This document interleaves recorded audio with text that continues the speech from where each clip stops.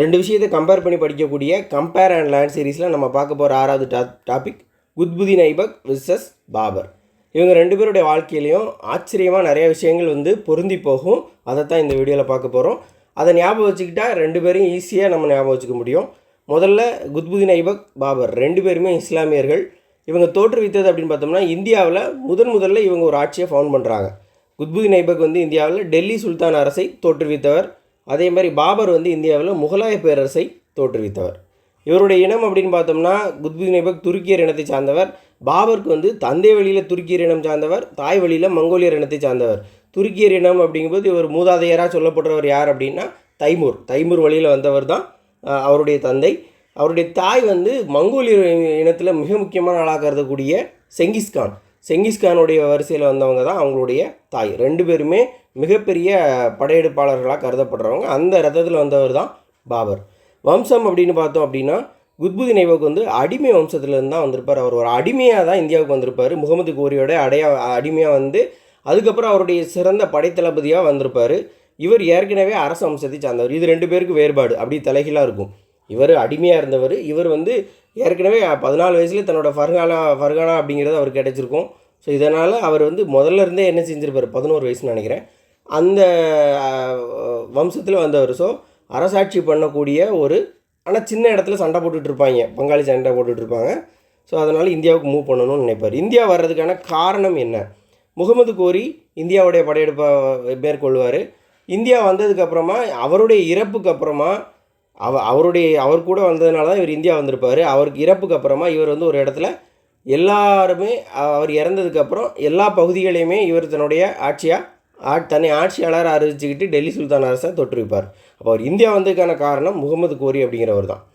பாபர் இந்தியாவுக்கு வந்த காரணம் ஒரு சின்ன பகுதியில் நம்ம சண்டை போட்டுட்டு இருக்கோம் அப்படிங்கும்போது தான் பாபருக்கு என்ன வரும் அப்படின்னா நம்முடைய மூதாதையராக இருக்கக்கூடிய தைமூருடைய இந்தியா படையெடுப்பை பற்றி அவர் யோசிப்பார். அப்போ தான் இந்தியாவுக்கு வரணுங்கிற ஒரு எண்ணம் அவருக்கு உருவாகும். ஸோ அவருடைய பாபர் இந்தியாவுக்கு வர்றதுக்கு லோடி குடும்பத்தில் உள்ளவங்க கூப்பிட்டா கூட லோடி சண்டை போட்டு வரணும் அப்படின்னு இங்கேருந்து அவருக்கு ரெக்வஸ்ட் போனால் கூட அவர் வரைக்கு ஏற்கனவே அவருக்கு ஒரு எண்ணம் இருந்துச்சு. தைமூர் இங்கே படையெடுப்பை பற்றிலாம் கேள்விப்பட்டதுனால இந்தியா வரணுங்கிற ஒரு விஷயத்துக்குள்ள அவர் இருக்கிறார். ஸோ ரெண்டு பேருக்கும் ஒரு காரணங்கள் அப்படிங்கிறது இருக்குது. ஆட்சி காலம்னு பார்த்தோன்னா ரெண்டு பேருமே 4 வருஷம்தான். இவரும் 4 வருஷம்தான், இவரும் 4 வருஷம்தான். இவர் வந்து 1206 முடியும், 1206 தொடங்குறாரு அவருடைய ஆட்சி காலத்தை. இறப்பு அப்படிங்கிறது 1260. இவருடைய ஆட்சி காலம்னா 1526, 1530. இவர் ஆட்சியை தொடங்குகிற விதம் அப்படின்னு பார்த்தோன்னா முதல்ல முகமது கோரி வந்து இங்கே சில பகுதியில் ஆட்சி பண்ணி இவர் சில இடத்துல பொறுப்பாக நியமிச்சிருப்பார்.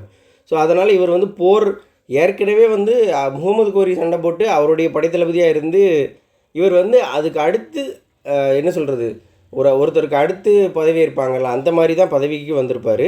இவர் வந்து பானிபட் போர் மூலமாக ஜெயிச்சு தான் இப்ராஹிம் லோடி அடித்து தான் என்ன செஞ்சுருப்பார், ஆட்சிக்கு வந்திருப்பார். சிறப்பு பெயர்கள் அப்படின்னா லாக் பாக்ஷா அப்படின்னு சொல்கிறதுக்கு காரணம் என்ன அப்படின்னா நிறைய டொனேஷனாக கொடுப்பார். கிவர் ஆஃப் லேக்ஸ், பல லட்சங்களை கொடையாக கொடுத்தவர். அதனால் அவருக்கு லக் பாக்ஷா அப்படிங்கிற பெயர். இவர் இந்துஸ்தானத்தின் பேரரசர் அப்படின்னு தன்னை அறிவிச்சுக்கிடுவார். அவருக்கு பாபர் காசி அப்படிங்கிற இன்னொரு சிறப்பு பேரும் இருக்குது. அடுத்ததாக அவருடைய மகன்களை பற்றி பார்க்கும்போது நம்மளுடைய குத்புதீன் ஐபக்குடைய பையன் ஆரம் ஷா, அவர் திறமையற்றவர் அப்படின்னு கொடுத்துருப்பாங்க. அதே மாதிரி இவருடைய பையன் உமாயூன் அப்படிங்கிறவர் அதிர்ஷ்டம் இல்லாதவர். ரெண்டு பேருமே கிட்டத்தட்ட அவங்க ரெண்டு பேருமே பெரிய வெற்றியாளர்கள். ஆனால் அவங்களுடைய மகன்கள் அப்படி வெற்றியை தக்க வைக்கக்கூடியவங்களா இல்லை. ஒருத்தர் திறமை இல்லாதவராக இருந்தார், இன்னொருத்தருக்கு வந்து நாலேஜ் இருக்கும், ஆனால் அவரால் எதுலேயுமே ஜெயிக்க முடியலை. அவர் வந்து அதிர்ஷ்டமே இல்லாதவர். இடறி விழுறதுக்கு ஒரு வாய்ப்பு கிடைக்கும்னா அதை உடனே செய்யக்கூடிய ஆள் தான் உமாயூன் அப்படின்னு லேன்பூல் வந்து ஒரு இடத்துல சொல்லியிருப்பார். ஸோ அந்த மாதிரி ஒரு தவறான முடிவு எடுக்கணுமா அவர் எடுப்பார். அவரை சுற்றி ஏற்கனவே பல பிரச்சனைகள் இருந்தது. சகோதரர்கள் சண்டை போடுவாங்க சொத்துக்கு. அப்படி முதல்ல இருந்து ஆரம்பித்து அவர் வாழ்க்கை கடைசி வரைக்கும் ஓடிக்கிட்டே தான் இருப்பார். கடைசி படிக்கட்டில் இடறி விழுந்து இறந்து போவார். ஸோ உமாயூனை பற்றி பார்க்கும்போது அப்போ ரெண்டு பேருடைய பையங்களும் பெரிய அளவில் ஜொலிக்கலை. இவங்க ரெண்டு பேரும் பெரிய வெற்றியாளர்கள், ஆனால் பையங்க ரெண்டு பேரும் பெரிய தோல்வியாளர்கள். தலைநகர் அப்படின்னு பார்க்கும்போது லாகூர்லேருந்து தான் என்ன செய்வாங்க, டெல்லிக்கு மாறுவாங்க. இவருடைய முக்கியமான தலைநகராக லாகூர் தான் முதல்ல இருந்துச்சு. இவரும் ஆக்ராவை தலைமையாக கொண்டு தான் ஆட்சி பண்ணார். அப்புறம் தான் என்ன செஞ்சுருக்கும், டெல்லி மாறி இருக்கும். இவங்க 2 பேருக்குள்ள ஒற்றுமை இதுதான். 2 பேருடைய வம்சமும் டெல்லியில் ஆட்சி பண்ணியிருக்கும். ஆனால் முதல்ல இவர் லாகூர்லேருந்து ஆரம்பிச்சிருப்பார், இவர் ஆக்ராவை தலைநகராக கொண்டு ஆரம்பிச்சிருப்பார். இதுவும் இவங்களுக்குள்ள ஒரு சிமிலாரிட்டி. அடுத்து இறப்புன்னு பார்க்கும்போது 2 பேருமே வந்து நார்மலான இறப்பு கிடையாது. 1210 இறந்து போகிறாரு, இவர் 1530 இறந்து போகிறார். கிட்டத்தட்ட ஒரு 300 வருஷம் கழித்து தான் பாபர் வர்றாரு.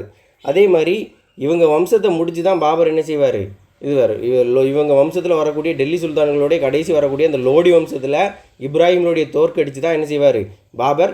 அப்போ இவங்க வம்சத்தினுடைய முடிவு தான் பாபருடைய வம்சத்துடைய ஆரம்பம். அப்போ டெல்லி சுல்தான்களுடைய முடிவு தான் முகலாயர்களுடைய ஆரம்பம். அப்போ சௌஹான் அப்படிங்கிறக்கூடிய அந்த குதிரை போல விளையாட்டின் போது என்ன செய்வார், கீழே விழுந்து இடறி விழுந்து இறந்தார். அது ஒரு நார்மலான இதில் ஒரு விளையாண்டுக்கிட்டு இருக்கும்போது திடீர்னு அவர் இறந்து போகிறார். அதே மாதிரி உமாயூனுக்கு நோய் இருக்கிறதுனால அவர் வந்து தன்னுயிரை கொடுத்தையாவது அதை காப்பாற்றணும் அப்படிங்கிற மாதிரி ஒரு விஷயத்த சொல்லப்படுது. அந்த மாதிரி சில கதைகள் சொல்லப்படுது. அதனால் நோய்வாய்ச்சி அவர் இறந்ததாக சொல்லப்படுது. ஸோ அவர் வந்து 1530 நோயில் இறந்தார்னு சொல்லப்படுது. உமாயூனுக்கு அந்த நோய் இருந்து எனக்காவது அந்த நோய் கொடுத்துட்டு அவனுக்கு சுகமாகணும் அப்படின்னு அவர் வேண்டிக்கிட்டதாகவும் இந்த மாதிரி சில விஷயங்கள்லாம் சொல்லப்படுது. ஆனால் 1530 அவர் இறந்து போகிறார். சிறப்பு அப்படின்னு பார்த்தோம்னா 2 பேருமே, இவர் சிறந்த புத்திசாலி நேர்மையான நிர்வாகி குத்புதீன் ஐபக், அதே மாதிரி இவர் சிறந்த போர் வீரர், அறிஞர், கவிஞர். 2 பேருமே வாழ்ந்தது 4 வருஷம்தான் ஆட்சி பண்ணியிருப்பாங்க. அந்த ஆட்சி காலம் 4 வருஷமாக இருந்தால் கூட அவங்களோட இம்பேக்ட் வந்து ரொம்ப முக்கியமானதாக கருதப்படுது. இந்த வீடியோ பற்றி உங்களோட கருத்துக்களை கீழே கமெண்ட்டில் சொல்லுங்கள். அடுத்த வீடியோவில் பார்க்கலாம். நன்றி.